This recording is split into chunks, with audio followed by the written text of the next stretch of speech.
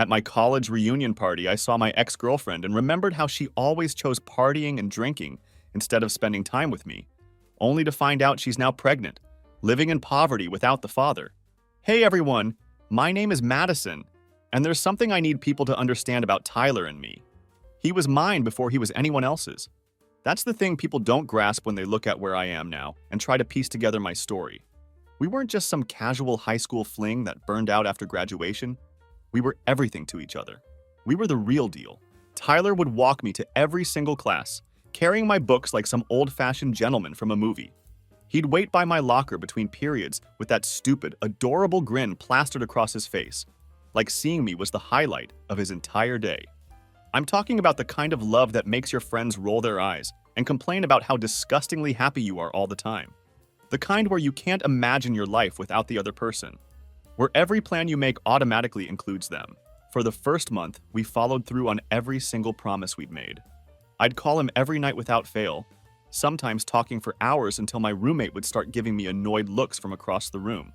I'd tell him everything about my new life, my professors and their quirky habits, my roommate's endless drama, how terrible the dining hall food was compared to home cooking. He'd share details about his instructors at community college, his part-time job at the local auto parts store, and how his mother was handling the stress of their financial situation. 3 years after graduation, I answered honestly. She was quiet for a long moment, and I could practically see the wheels turning in her head as she tried to do the math and figure out the timeline.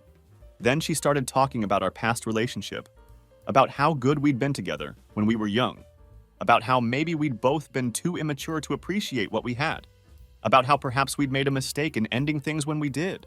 She moved even closer to me, invading my personal space in a way that felt both familiar and completely inappropriate, given the circumstances. She put her hand on my arm with that same casual intimacy we'd once shared, and gave me this look that used to make me forget my own name back when we were together. It was a look that had once had the power to make me do anything she wanted, but now it just made me uncomfortable. "Don't you ever think about what could have been?" she asked, her voice dropping to that soft, intimate tone she used to use when she wanted something from me. About us? That's when I saw Jessica walking back toward us with our drinks, and the contrast between the two women couldn't have been more striking. Jessica was wearing this simple blue dress that she'd probably gotten on sale at some department store. Nothing fancy or designer about it. She wasn't wearing expensive jewelry or elaborate makeup, but she looked absolutely beautiful to me. More than beautiful, actually. She looked like home, like comfort, like everything I'd built my life around for the past several years. When Jessica caught my eye from across the room, she smiled at me with this genuine, uncomplicated expression of happiness that reminded me exactly why I'd fallen in love with her in the first place. There was nothing calculated or manipulative about it, no hidden agenda or expectation. It was just pure, honest affection from someone who chose to be with me every single day. "Actually, no," I said to Madison, deliberately stepping back from her hand and creating some physical distance between us. "I don't think about what could have been, because I'm completely happy with what is." Jessica reached us just as I finished speaking, and I could see her immediately take in the situation with that sharp intelligence she'd always possessed. She's incredibly smart like that. She can read a room within seconds and understand exactly what's happening without needing any explanation. I put my arm around her waist and pulled her close to me, making it crystal clear where my loyalties and affections lay. "Hey, Madison," I said, making the introduction as normal and casual as possible. "You remember Jessica, right? My wife." Watching Madison's face in that moment was like witnessing someone's entire worldview collapse in real time. I could see her struggling to process not just the fact that I was married, but that I was married to Jessica specifically, someone she'd known in high school but had never considered as any kind of competition or threat. It all felt completely normal during those early weeks. Yes, we were physically apart, but emotionally and mentally we were still completely together. We were still us, just temporarily separated by geography. I truly believed we could make it work. That love would be enough to bridge the distance until we could be in the same place again. Jessica. Fucking Jessica. Of all the people in the entire world, he had married Jessica. I stood there completely stunned, trying to process what I was seeing and make sense of how this quiet, unremarkable girl from our high school had somehow ended up with the man I'd thrown away so carelessly. I kept staring at her, trying to understand how someone I'd barely noticed back then had managed to capture and keep the love that I'd been too stupid and selfish to appreciate when I had it. She looked exactly the same as she had in high school, just older. The same mousy brown hair, the same simple style, the same way of standing slightly behind other people like she didn't want to take up too much space or draw attention to herself. There was nothing flashy or attention-grabbing about her appearance, nothing that screamed, "Look at me," or "I'm special." She was wearing this basic blue dress that probably came from Target or some other discount store, with minimal makeup and no fancy jewelry except for her wedding ring. Nothing about her outfit or appearance suggested wealth or sophistication. She was just ordinary, completely, utterly ordinary in every way that I was not. "Of course I remember Jessica," I managed to say, forcing a smile that felt like it might literally crack my face in half. The effort of appearing normal and friendly when my entire world was imploding took every ounce of self-control I possessed. "How are you?" She smiled back at me with this genuine warmth that made everything so much worse. There wasn't a trace of smugness or victory in her voice. No hint that she knew she'd won something incredibly valuable that I'd lost through my own poor choices. She wasn't gloating or marking her territory or making any kind of statement about her relationship with Tyler. She was just being nice, the same way she'd always been nice back in high school when I'd barely acknowledged her existence. "I'm great, thanks," she said with complete sincerity. "It's so nice to see you again. You look amazing." She meant it. She actually, genuinely meant the compliment, which somehow made everything infinitely worse. If she'd been bitchy or possessive, if she'd made some pointed comment about how happy she and Tyler were together, or if she'd tried to establish some kind of dominance over the situation, I could have hated her. I could have dismissed her as petty or insecure. But she was just being Jessica, sweet, unassuming Jessica, who'd probably never said a genuinely mean thing about anyone in her entire life. That made it worse somehow. If she'd been bitchy or possessive about Tyler, if she'd marked her territory in some obvious way, or if she'd made some pointed comment about how happy they were together, I could have hated her properly. I could have dismissed her as insecure or petty, could have told myself that Tyler had settled for someone beneath him. But she was just Jessica, the same genuinely kind person she'd always been. Someone who deserved good things and had apparently been smart enough to recognize and keep them when they came into her life. "We should catch up," I said, though every single word felt like swallowing broken glass. The effort of maintaining this facade of casual friendliness was physically painful. It's been so long since we've all talked, but then things started changing in ways I didn't expect and couldn't have prepared for. My roommate Katie was always going out to parties, always meeting new people, always dragging me along to social events I'd never experienced back home. "You need to experience college," she'd insist whenever I'd try to decline her invitations. "You can't just sit in your room talking to your high school boyfriend every night. This is supposed to be the best time of your life." Tyler shifted uncomfortably beside Jessica, and I could see him trying to figure out how to extract both of them from this conversation without being outright rude to me. He was still the same polite, considerate person he'd always been, even in this incredibly awkward situation. Jessica just nodded with that same gentle politeness, probably remembering exactly how things had ended between Tyler and me back in senior year, but still willing to be civil and kind. "That would be nice," Jessica said simply, without any enthusiasm but also without any hostility. We made small talk for a few more absolutely excruciating minutes that felt like hours. They told me about their life in Boston, their jobs, their small apartment, their quiet routine together. No kids yet, but they were thinking about starting a family maybe next year, when they felt more financially stable and emotionally ready for that kind of responsibility. Jessica actually blushed when she mentioned their plans for children, and Tyler squeezed her hand in this automatic, affectionate gesture that spoke of years of shared intimacy and understanding. I watched this small exchange between them and wanted to scream at the unfairness of it all. This should have been my life. This should have been me standing next to him, talking about our future plans, wearing his ring, sharing those little moments of connection that only couples who truly know each other can have. Instead, I was the cautionary tale standing on the outside looking in. I was the ex-girlfriend who'd chosen excitement and freedom over stability and love, and had ended up with neither. I was the woman who'd thought the grass was greener on the other side, only to discover that I'd traded away diamonds thinking they were worthless glass. "I should probably get going," I finally said, unable to stand another moment of this torture. "Early morning tomorrow with my daughter." "Of course," Jessica said with that same genuine kindness. "It was really good to see you again, Madison."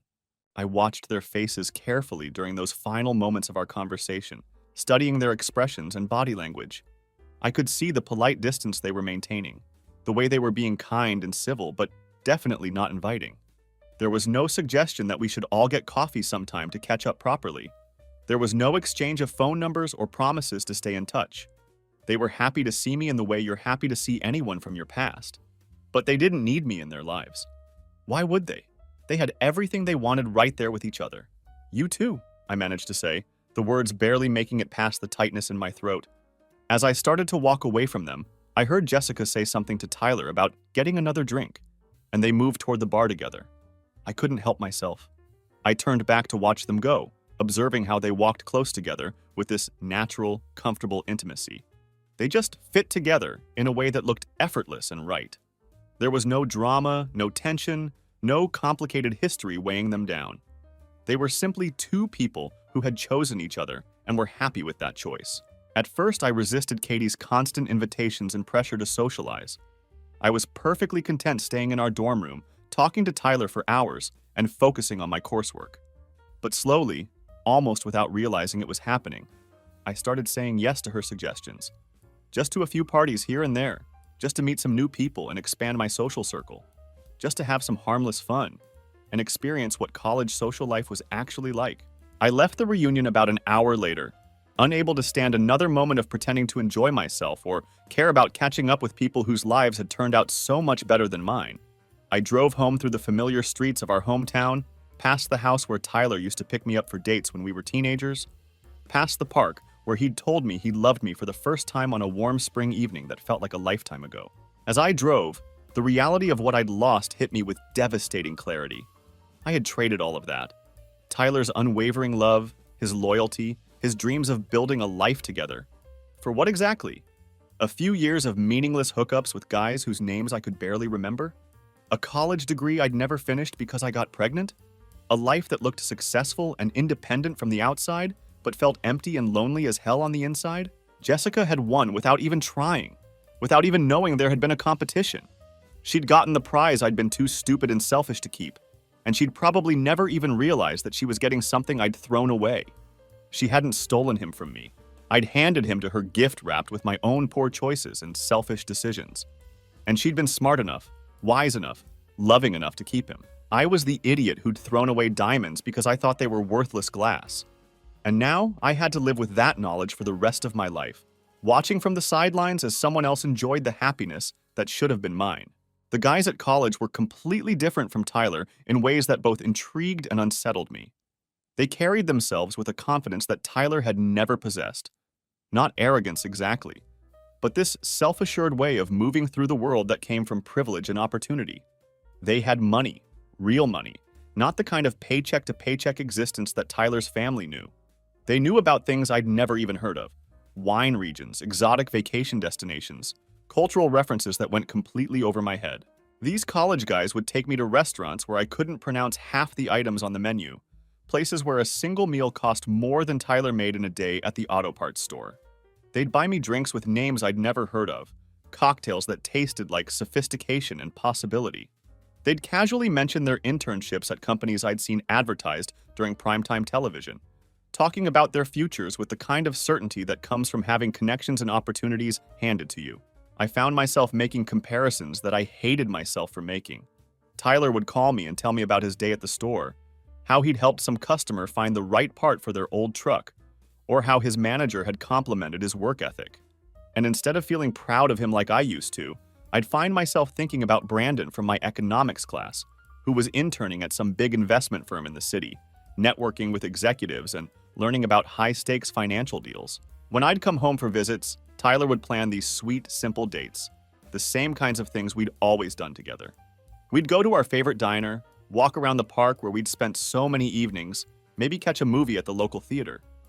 But instead of appreciating the thoughtfulness and familiarity, I'd catch myself thinking about how Derek had taken me to that rooftop bar with the incredible city skyline view, where we'd sipped expensive champagne and talked about traveling to Europe after graduation.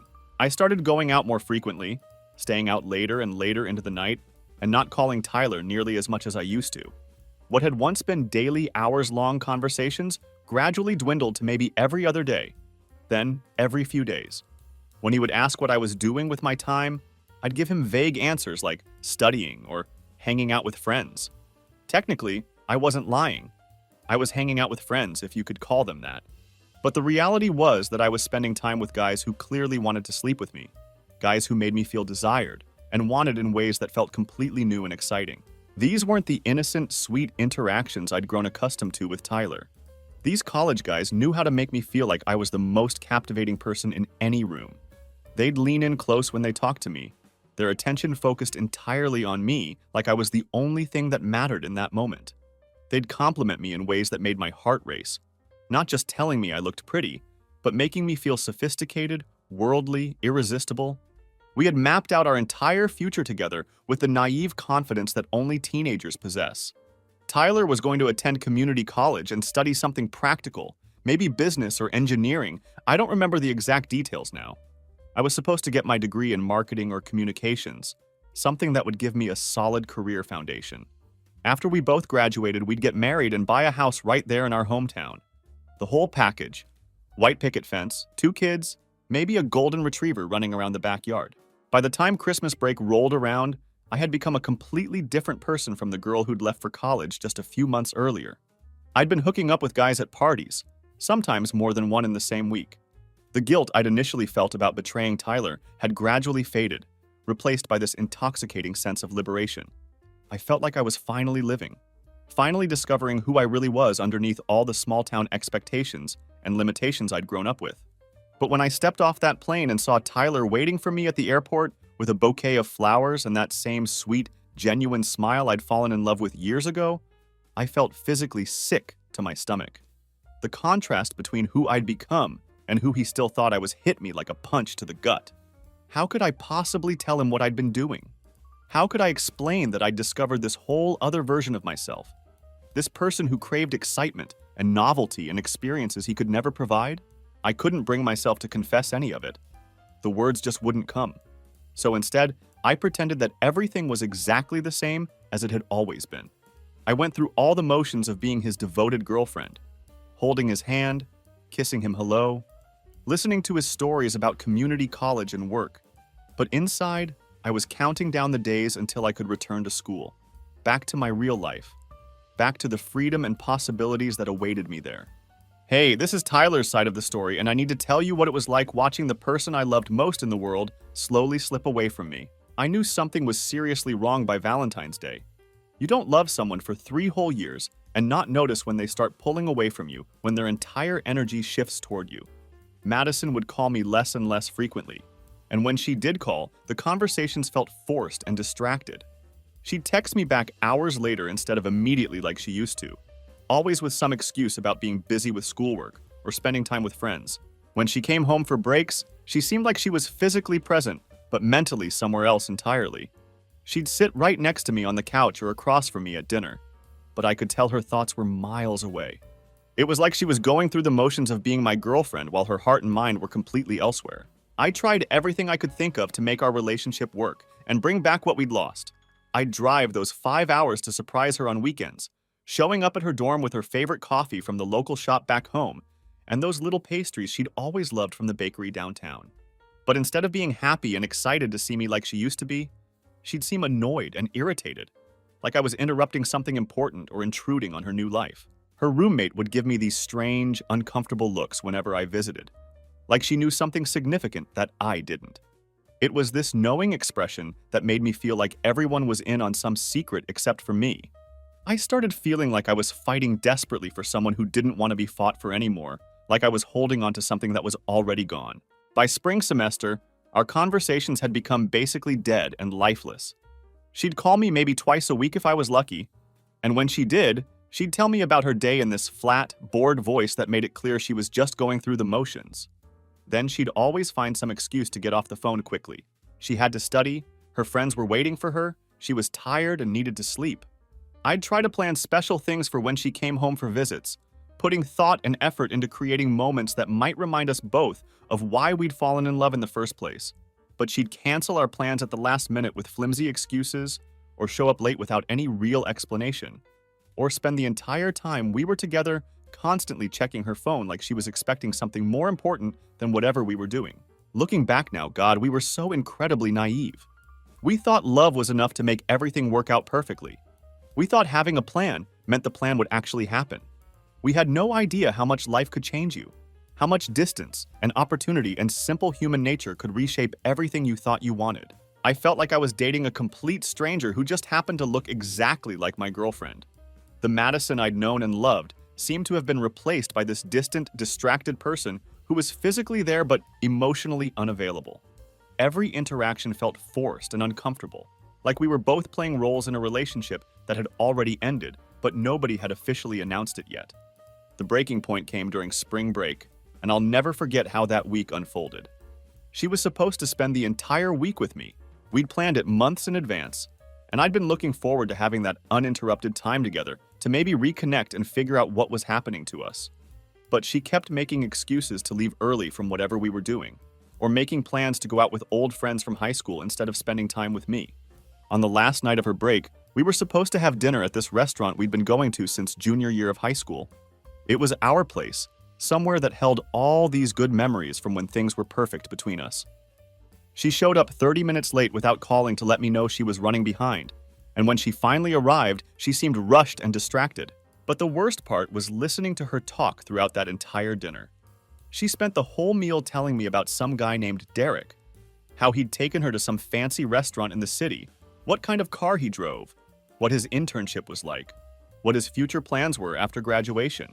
I sat there in stunned silence, listening to my girlfriend describe another man's life in detail, going on and on about his accomplishments and his lifestyle, like she was trying to make me understand how much better he was than me. I realized in that moment that she wasn't even pretending to care about me anymore. She wasn't even trying to hide the fact that her attention and admiration had shifted to someone else entirely. That's when I knew I had to make the hardest decision I'd ever faced in my young life. That night, I made the most difficult decision I'd ever had to make in my life. I couldn't keep pretending this relationship was working when it clearly wasn't anymore. I couldn't keep begging for attention and affection from someone who had already emotionally moved on to other people. I couldn't keep torturing myself by holding on to something that was already over, even if neither of us had been brave enough to say it out loud yet. So I called her the next morning and told her we needed to talk face to face. My heart was pounding as I dialed her number, knowing that this conversation would change everything between us forever. We agreed to meet at the park where we used to go during high school, the same place where we'd spent countless afternoons just talking and dreaming about our future together. We sat on the exact same bench where we'd had our first real heart-to-heart conversation 3 years earlier, back when everything felt possible and love seemed like it could conquer any obstacle. She knew exactly why I'd asked her to meet me there. We both did. There was this heavy silence between us that said everything we were both too scared to put into words. I could see it in her eyes. Not sadness or regret, but something that looked almost like relief, like she'd been waiting for someone to finally acknowledge what we both knew was true. I told her as gently as I could that I could see she was done with us, that our relationship had run its course, and we were both just going through the motions at this point. I explained that I wasn't going to keep fighting for something that was already over, that it wasn't fair to either of us to drag this out any longer when her heart was clearly somewhere else. She didn't even try to argue with me or deny what I was saying. She didn't make any promises to try harder or suggest that we could work things out if we just put in more effort. She just sat there looking relieved, like I'd finally given her the permission she'd been waiting for to stop pretending she still wanted to be with me. That was it. 3 years of my life, 3 years of plans and dreams and promises, just gone like that. The problem that ultimately destroyed everything was money. It's always money, isn't it? That's the root of so many broken dreams and shattered relationships. Tyler's family was struggling financially, and I mean really struggling, not just complaining about having to budget for vacation money. His father worked construction whenever he could find jobs, which wasn't nearly as often as they needed. The work was inconsistent, seasonal, and dependent on the local economy. His mother cleaned office buildings in the evenings, coming home exhausted with her hands raw from chemicals and her back aching from hours of bending over desks and scrubbing floors. After we said our awkward goodbyes, I threw myself completely into school and work, using every ounce of energy I had to avoid thinking about what I'd lost. I started learning everything I could about computers and programming, staying up late into the night, teaching myself coding languages and working on projects that challenged me in ways I'd never experienced before. It turned out I was actually pretty good at it. I had a natural aptitude for logical thinking and problem solving that I'd never known I possessed. That's when I started really noticing Jessica for the first time. She'd actually been in our graduating class since freshman year, but she was one of those quiet, studious students who didn't stand out in a crowd or draw attention to herself. She wasn't the type of girl who commanded the room when she walked in, or had guys constantly asking her out. She kept to herself mostly, always focused on her studies and her work at the campus bookstore. Jessica worked part-time at the bookstore to help pay for her tuition, and she always seemed to have her nose buried in some book during her breaks. She wasn't reading the assigned textbooks for classes. She'd be reading novels, poetry collections, philosophy books, things that had nothing to do with her coursework, but everything to do with her genuine curiosity about the world. She had this quiet intelligence that you only noticed if you took the time to really pay attention to her. But once I started paying attention, I realized she was actually kind in a way that was rare and authentic. She wasn't performing kindness to get something in return or to make herself look good. She was genuinely caring and thoughtful in her interactions with everyone around her. She had this way of listening when you talked to her that made you feel like what you were saying actually mattered, like she was truly interested in understanding your perspective rather than just waiting for her turn to speak. We started talking more after a computer science class that we both happened to take during spring semester. I'd initially enrolled in the class just to fill an elective requirement, but Jessica was there because she had this genuine fascination with how technology worked and how it could be used to solve real problems. She was funny in this dry, unexpected way that caught me completely off guard. She'd make these subtle observations about our professors or classmates that were hilarious, but never mean-spirited. As we spent more time together, I discovered that Jessica was incredibly smart about things that had absolutely nothing to do with school or academic success. She'd read more books than anyone I'd ever met, and she could talk about movies, music, art, and ideas in ways that made me think differently about everything. She introduced me to authors I'd never heard of, films that challenged my assumptions, music that opened up whole new emotional landscapes I didn't know existed. Dating Jessica felt like coming home after being lost for a long time. She actually wanted to be with me, not because I was convenient or familiar or safe, but because she had actively chosen me. She chose me every single day, and that choice felt deliberate and meaningful in a way I'd never experienced before. We'd study together for hours in the library, our textbooks spread across the table while we helped each other work through difficult concepts and assignments. We'd cook simple meals together in her tiny apartment kitchen, experimenting with recipes we found online and laughing when our attempts at sophisticated dishes turned into complete disasters. We'd watch terrible movies on her old laptop, the kind of B-grade horror films and cheesy romantic comedies that were so bad they became entertaining, and we'd spend the entire time making jokes and commentary that was infinitely more entertaining than whatever was happening on screen. Jessica made me feel like I was enough exactly as I was. I didn't need to pretend to be someone else or try to impress her with things I didn't have. I didn't need to worry about competing with other guys who had more money or better prospects or more sophisticated experiences. She saw value in my work ethic, my loyalty, my genuine desire to build something meaningful with someone I cared about. With her, I felt appreciated for the qualities that actually mattered in a long-term relationship. We got married 3 years later, right after we both graduated from college. It was a small ceremony with just our families and a few close friends. Nothing fancy or expensive, but it felt perfect because it was authentically us.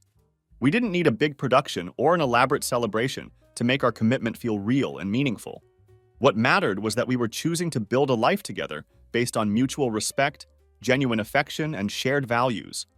After the wedding, we moved to Boston because I'd received a job offer at a tech company that specialized in developing software solutions for small businesses. Jessica found work at a small but prestigious publishing house where she could use her love of literature and her sharp editorial skills. We both wanted a fresh start somewhere that was completely ours, a place where we could create our own traditions and memories without the weight of our past experiences hanging over us. Don't get me wrong, they were genuinely good people with strong values and work ethics. They treated me like family from the moment Tyler brought me around. But the harsh reality was that they simply couldn't afford to send him to any of the fancy colleges that guidance counselors kept pushing on students with good grades. Community college was their only realistic option, and even that would require Tyler to work part-time to help cover expenses. Boston felt like the perfect choice for beginning our married life. It was a city with history and culture, but it was also forward-thinking and full of opportunities for young professionals like us. We found a small apartment in a neighborhood we could actually afford, and we spent our weekends exploring museums, trying new restaurants, and walking through different parts of the city to get a feel for where we might want to put down more permanent roots eventually. Meanwhile, back to my story. I thought I was living my absolute best life during those college years. That's what I kept telling myself anyway.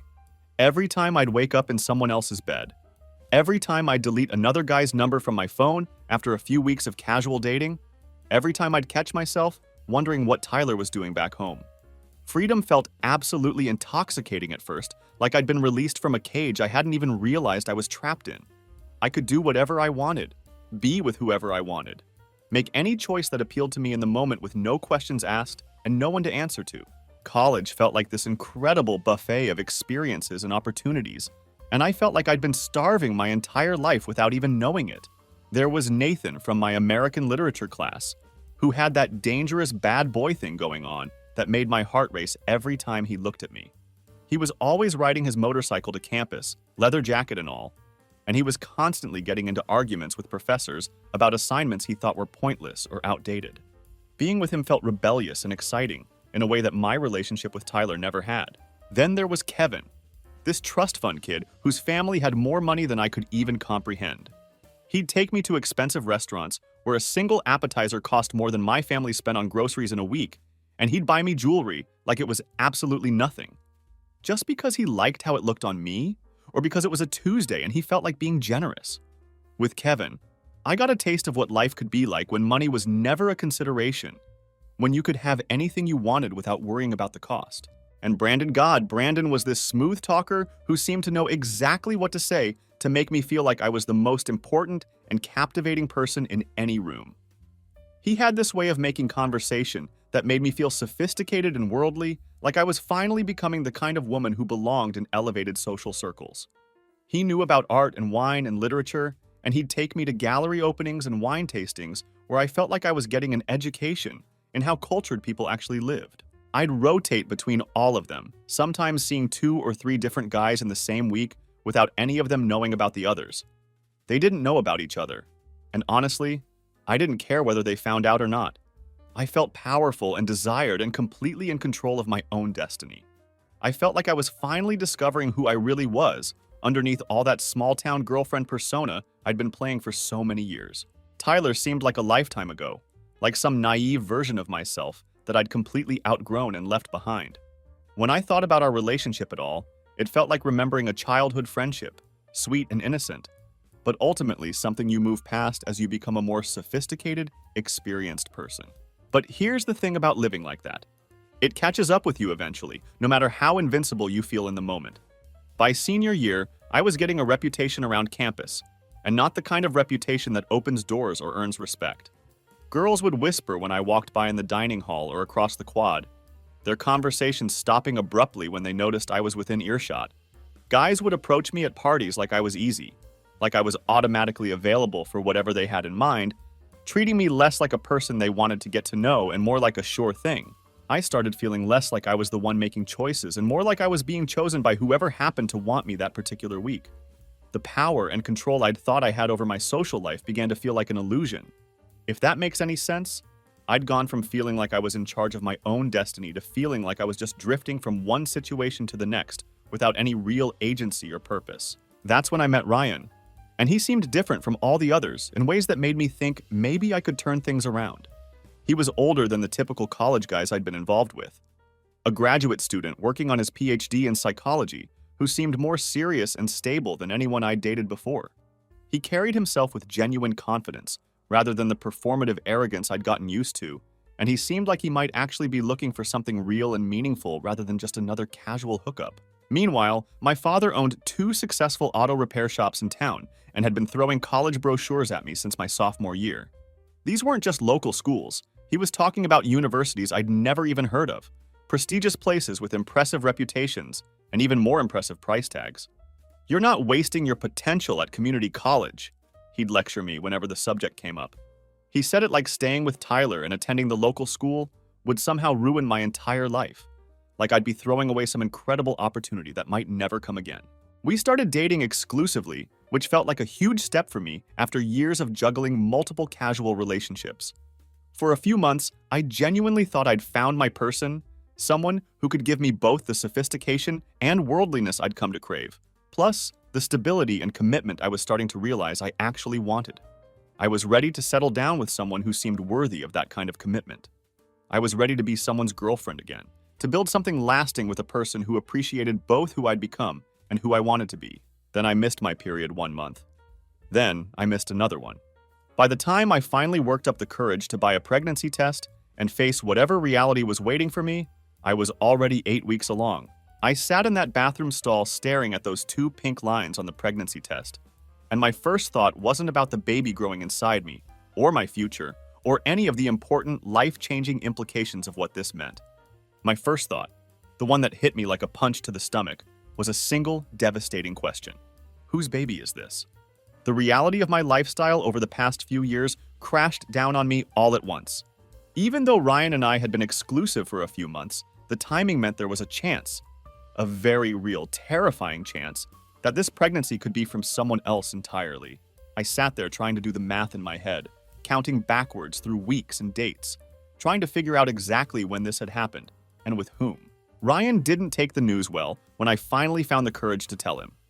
Actually, that's putting it way too nicely. He took it absolutely terribly. He basically accused me of trying to trap him into something he'd never signed up for, like I'd gotten pregnant on purpose to force him into a commitment he wasn't ready for.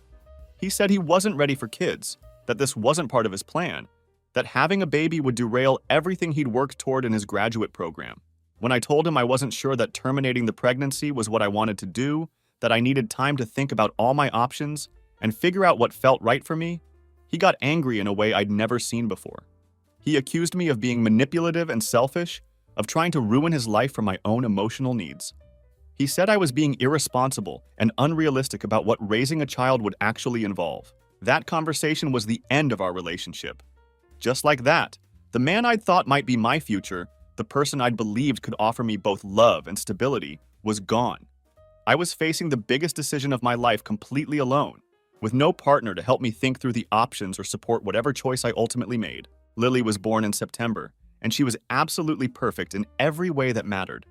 She was tiny and pink and completely, entirely mine in a way that nothing else in my life had ever been. Looking at her for the first time, holding her small body against my chest, I felt this overwhelming surge of love that was unlike anything I'd ever experienced. But being a single mother turned out to be nothing like what they show you in movies or television shows that romanticize the struggle. The reality of single motherhood was exhausting, isolating, and financially terrifying in ways I'd never anticipated. Every day felt like an uphill battle just to keep up with the basic necessities of caring for a baby while trying to build some kind of sustainable life for both of us. My parents helped when they could, but they made it crystal clear that this was my responsibility, my choice, and therefore my consequence to deal with. They loved Lily, but they weren't going to enable what they saw as the result of my poor decision-making over the past few years. I managed to get a job at a marketing firm in town, which felt like a small victory after months of interviews and rejections from employers who seemed skeptical about hiring a single mother with no real work experience. The pay wasn't great, but it was enough to cover rent on a small apartment and basic expenses if I was careful with every penny. I found a babysitter who could watch Lily during work hours, which ate up a significant portion of my salary, but was absolutely necessary if I wanted to maintain any kind of employment. The pressure from my family was relentless. They painted this picture of all the amazing experiences I'd miss out on, all the connections I wouldn't make, all the doors that would remain closed if I didn't take advantage of my advantages. Eventually, I picked a school 5 hours away because it had a strong program in my field. But if I'm being completely honest, part of me chose it because I was curious about what else might be out there. What was I missing by staying in our small town? What kind of person could I become if I stepped outside the only world I'd ever known?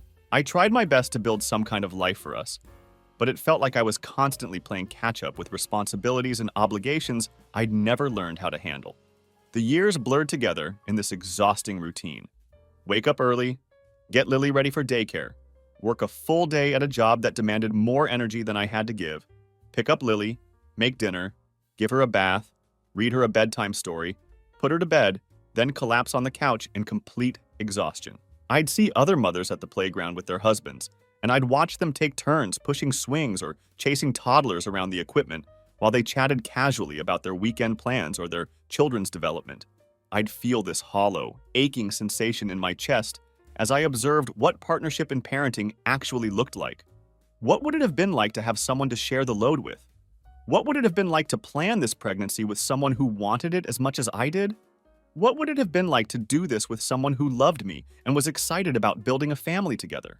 Dating as a single mother turned out to be an absolute nightmare that I was completely unprepared for.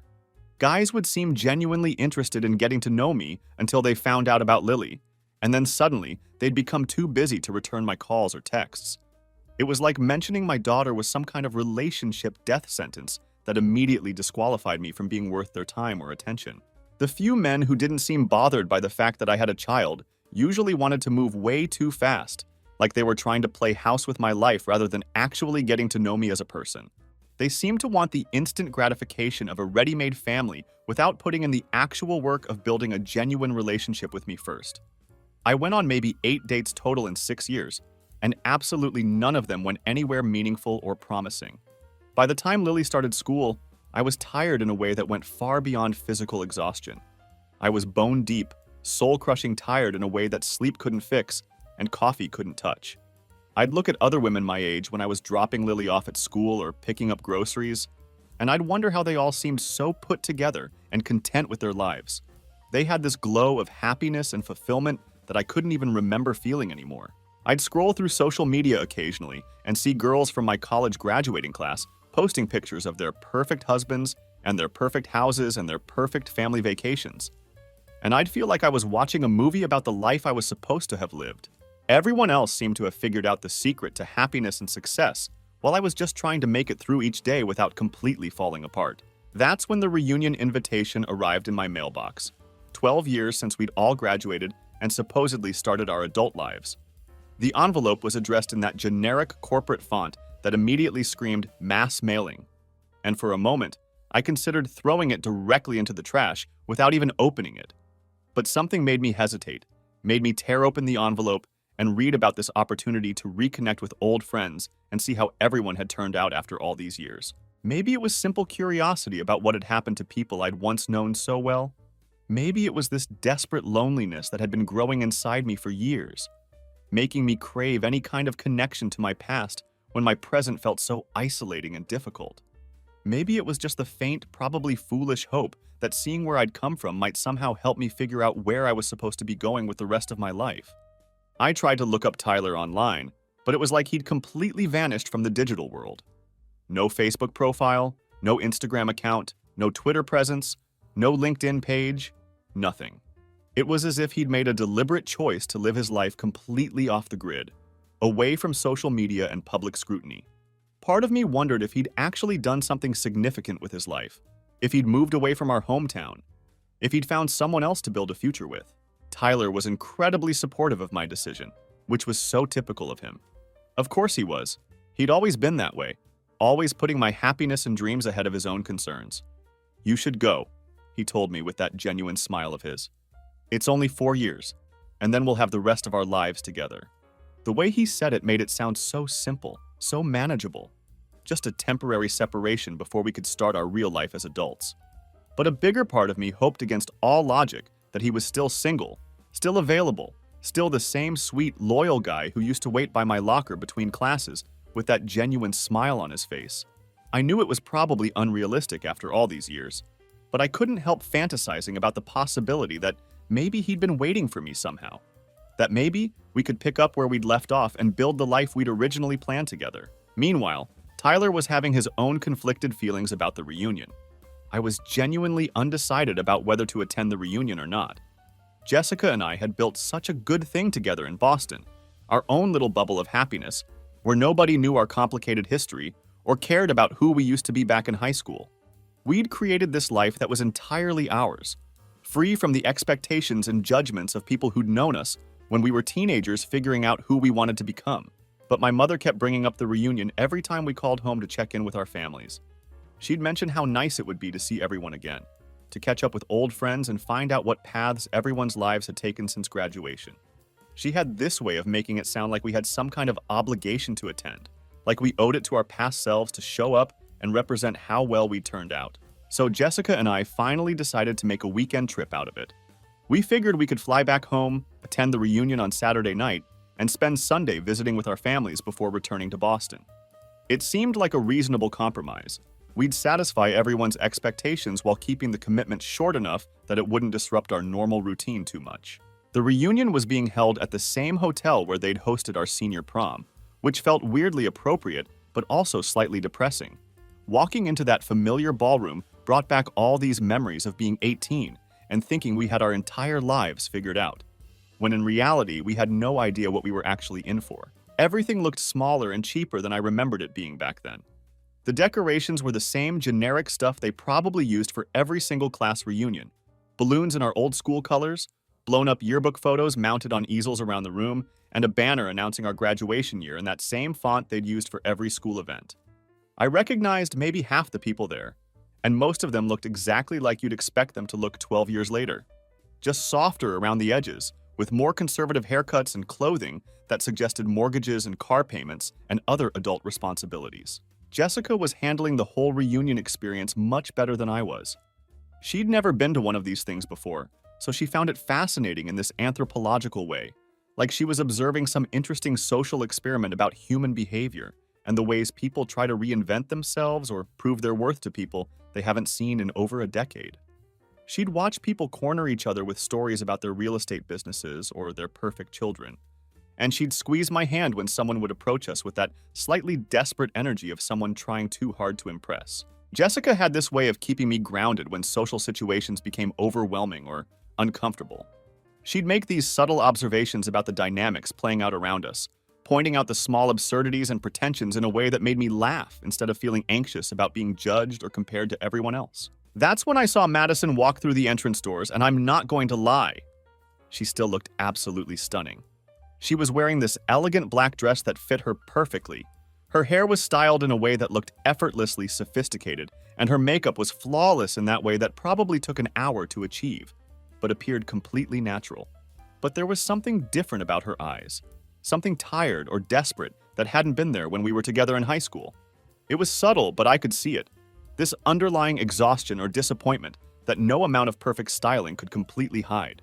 She spotted me across the crowded room almost immediately, like she'd been scanning the space specifically looking for me since the moment she arrived. I watched her make her way over to where Jessica and I were standing, stopping occasionally to hug a few people and exchange pleasantries, but never taking her eyes off me for more than a few seconds. It was clear that whatever conversation she wanted to have with me was the real reason she'd decided to attend this reunion. We made all these promises to each other before I left. We'd talk every single day, no matter how busy we got with classes and work. We'd see each other on weekends whenever it was financially possible, taking turns making the 5-hour drive. We'd write letters, actual handwritten letters, because it felt more romantic and personal than just texting all the time. We had this whole plan mapped out for staying connected despite the distance. Jessica was at the bar getting us drinks when Madison finally reached the spot where I was standing alone. Tyler, she said my name like it carried some kind of special weight or significance. Like just saying it brought back all these memories and emotions she'd been holding on to. You look amazing, really amazing. Thanks, you too, I replied, because what else was I supposed to say in that moment? She did look amazing, even if something fundamental felt off about the whole interaction.